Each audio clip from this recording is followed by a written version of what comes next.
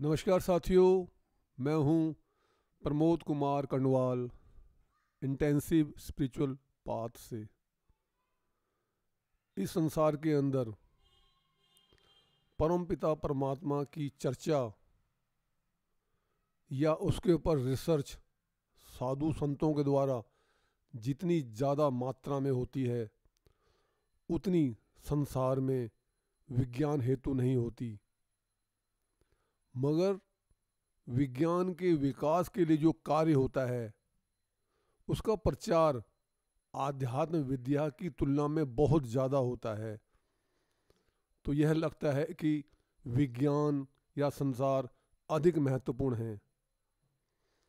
आध्यात्मिक विषय में जो कार्य होते हैं वो अत्यंत गोपनीय रूप से होते हैं। साधु संत उसमें शोर शराबा नहीं करते, पर चूंकि वो चाहते हैं कि पूरा मानव जगत इस लाइन में आए, तो वो अपने शिष्यों को, साधकों को, भक्तों को भजन कीर्तन नाम जप ध्यान इत्यादि आदि सत्संग के लिए प्रेरित करते हैं। मगर भीतर ही भीतर रिसर्च और डेवलपमेंट उनका चलता रहता है। क्योंकि उनकी अपनी कोई ऐसी एग्जिस्टिंग सोशल मीडिया नहीं है, इसलिए उनकी गहन अध्ययन का प्रचार हो नहीं पाता है। मगर उनके कार्य की जो गहराई है वो विज्ञान की गहराई से बहुत ही ज़्यादा गहरी है। क्योंकि संसार के अंदर तो सीमितताएं हैं, विज्ञान के विकास में तो लिमिटेशंस हैं, मगर आध्यात्मिक विकास के अंदर अनलिमिटेड क्षेत्र है और अनलिमिटेशन है। और हमारे साधु संत उस अनलिमिटेड एरिया में पहुंचते हैं। क्योंकि विज्ञान को तो सशरीर वहाँ जाना होता है, लेकिन हमारे ऋषि मुनि वहाँ पर बगैर शरीर के ही पहुँच जाते हैं। क्योंकि हम जानते हैं एक स्थूल शरीर है जो हमें दिखाई दे रहा है, जो अन्न से बना होता है, जिसे हम अन्नमय शरीर कहते हैं। एक मनोमय शरीर होता है, मनोमय शरीर, जो मन का बना होता है। और वो इस विद्या में पारंगत होते हैं कि शरीर को यहाँ छोड़ करके आकाश गंगा के किसी भी क्षेत्र में, दूसरी आकाश गंगाओं में भी जा सकते हैं। ये सौरमंडल की बात तो बहुत ही छोटी है। तो अब प्रश्न ये आता है कि परमात्मा को अधिकांश दो ही तरह से जाना जाता है, या तो साकार रूप में या निराकार रूप में, या सगुण रूप में भक्ति होती है या निर्गुण रूप में भक्ति होती है। इसके अंदर ही साधक उलझे रहते हैं। कोई सगुण को मानता है, कोई निर्गुण को मानता है। इनके अंदर आपस में वाद विवाद भी हो जाता है। कोई कहता है हमारे सगुणता में अधिक परमात्मा जल्दी प्राप्त हो जाते हैं, कोई निर्गुणता के अंदर मानता है। तो ये थोड़ा डिस्कशन, ये वार्म डिस्कशन आपस में कभी साधकों का हो जाता है। लेकिन परम पिता परमात्मा इन साकार और निराकार से ऊपर हैं।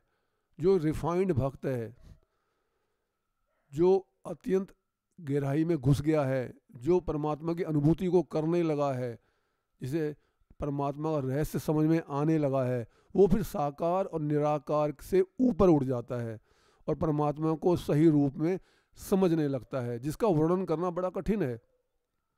साकार निराकार का वर्णन तो हो जाता है, लेकिन फिर भी ये साकार निराकार या उससे ऊपर की जो स्थिति है, इनके अंदर सबसे नीची जो स्थिति है वो साकार की है। क्योंकि ये बात निश्चित है कि परमात्मा अपने आप को साकार रूप में प्रदर्शित तो कर देता है, लेकिन वो एक्चुअल में वो साकार रूप में है नहीं। साकार उसका मायावी रूप है। जैसे एक जादूगर है, ये उसकी जादूगरी।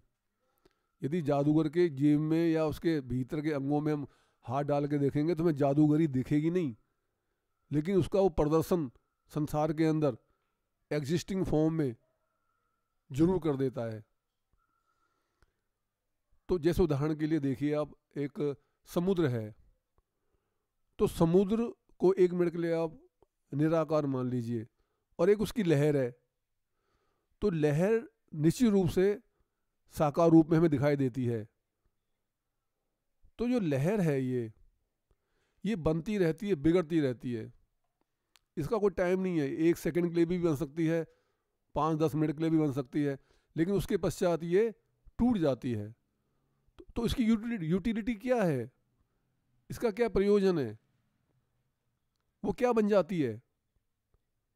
वो भले ही हमें दिखती है लहर, लेकिन होती वो निराकार स्वरूप ही है। लेकिन वो साकार रूप जो उसका बनता है वो उसके निराकार स्वरूप से ही बनता है। यदि निराकार स्वरूप उसका ना हो समुद्र का, तो लहर साकार रूप में नहीं आ सकती। लहर साकार रूप में तभी आती है जब वो भीतर से बनती है। लेकिन जब वो लहर अपने आप को समझने लगती है तब उसको कष्ट होता है। मान लीजिए वो 10 मिनट के लिए लहर बनी, अब उसके अंदर 10 मिनट का ये भाव आ गया कि मैं कुछ हूँ, मैं संसार से, मैं समुद्र से अलग हूँ। और जब वो टूटने लगती है 7वां 8वां 9वां मिनट जब उसका आता है टूटने का, जब उसका डिके होने लगता है, उसका नाश होने लगता है, उसे मालूम पड़ता है मैं 1-1.5 मिनट के बाद ख़त्म होने वाली हूँ, तो उसे दुख होता है। फिर वो परेशानी में आ जाती है, फिर भूल जाती है वो कि मैं तो यहीं से उत्पन्न हुई थी, मैं तो पानी ही हूँ, मैं तो निराकार स्वरूप ही हूँ। और जो लहर ये समझती है कि मैं तो इस समुद्र से ही पैदा हुई हूँ और समुद्र में ही विलीन हो जाऊंगी, तो वो लहर चाहे चट्टान से टकराए, चाहे किसी खाई में गिर जाए, चाहे गंदे पानी में गिर जाए, चाहे स्वच्छ पानी में जाकर ठहर जाए, उस लहर को ज्ञान होता है। उसे ना तो खुशी होती है ना ही दुख होता है। उसे पता है थोड़ी देर में तो मैं समुद्र में फिर मिल जाऊंगी, क्योंकि मैं समुद्र से ही उत्पन्न हुई हूँ। तो कहने का भाव ये है कि जो कि कोई भी साकार भाव, साकार रूप इस अनंत कोटि ब्रह्मांड में हम देखते हैं, सूरज चांद सितारे पहाड़ जंगल समुद्र जो कुछ भी है, वो सब निराकार स्वरूप से ही निकला है। उसको अपनी एग्जिस्टेंस नहीं माननी चाहिए और वो निराकार रूप में ही चली जाएगी। यदि साकार रूप है तो निश्चित रूप से पीछे एक निराकार रूप है, ये नियम है। यदि कोई ड्राइंग है तो इसको बनाने वाला कोई चित्रकार है, इसमें कोई शक नहीं है। लेकिन जब वो एक चित्र किसी चित्रकार ने दीवार में बना के टांग दिया और ये चित्र ये समझने लगे कि मैं कुछ हूँ, तो बस उसी दिन उसी वक्त से ही उसकी समस्या का दौर शुरू हो जाता है और वो समस्या में आ जाता है। और जब तक उसकी एग्जिस्टेंस रहती है तब तक वो हमेशा कष्ट में ही रहता है। लेकिन यदि दूसरी कोई पेंटिंग है, वो समझदार है, उसे पता है मुझे किसी ने बनाया है, तो वो उसको फिर दुख नहीं होता, क्योंकि वो उसी में लीन रहती है, उसकी शरणागत में रहती है वो। तो कोई भी साकार रूप है वो सारा का सारा साकार रूप निराकार से ही निकलता है और निराकार में ही जाके लीन हो जाता है, और वही उसका सही मायने में स्वरूप है। वो थोड़ी देर के लिए, सब थोड़ी देर के लिए वो साकार रूप में दिखाई देता है। किसी प्रकार की कोई भी जो एग्जिस्टिंग फॉर्म है, चाहे वो सूर्य क्यों ना है, चांद सितारे क्यों नहीं हो, इनकी उम्र ज़्यादा होती है, इसलिए इनका उदाहरण देना ज़्यादा अच्छा है। अब हमारे सूर्य की आयु 9 अरब साल है, जिसे 4.5 अरब साल धरती की सेवा करते करते हो गए हैं। लेकिन 4.5 अरब साल के बाद ये सूर्य विलुप्त हो जाएगा, ये नष्ट हो जाएगा, ये फिर उसी निराकार रूप में चला जाएगा। ये पहले सुपरनोवा बनेगा, फिर ब्लैक होल बनेगा, बाद में वहाँ से भी नष्ट हो जाएगा।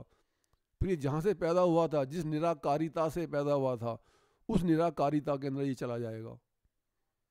तो चाहे भले इसकी आयु 9 अरब साल है, अन्य तारों की उम्र तो इससे भी कहीं ज़्यादा है। तो अब चाहे पानी का जो बुदबुदा है, बुलबुला है, उसकी चाहे 2 मिनट की आयु है और चाहे सूर्य की आयु 9 अरब साल है, इससे कोई फर्क नहीं पड़ता, क्योंकि नष्ट तो होना ही है। तो साकार भाव जो भी होता है वो निराकार से ही निकलता है। लेकिन इसका अर्थ ये भी नहीं होता कि परमपिता परमात्मा निराकार के पश्चात समाप्त हो जाते हैं। परमात्मा का वो स्तर है जो निराकार से भी ऊपर है। ये निराकार और साकार भी परमात्मा से ही निकलते हैं। जिस प्रकार से साकार निराकार से निकलता है, उसी प्रकार निराकारिता परमात्मा की व्याप्ता, परमात्मा की सर्वव्यापीता से ही निकलती है। हमें इस लेवल तक जाना होगा।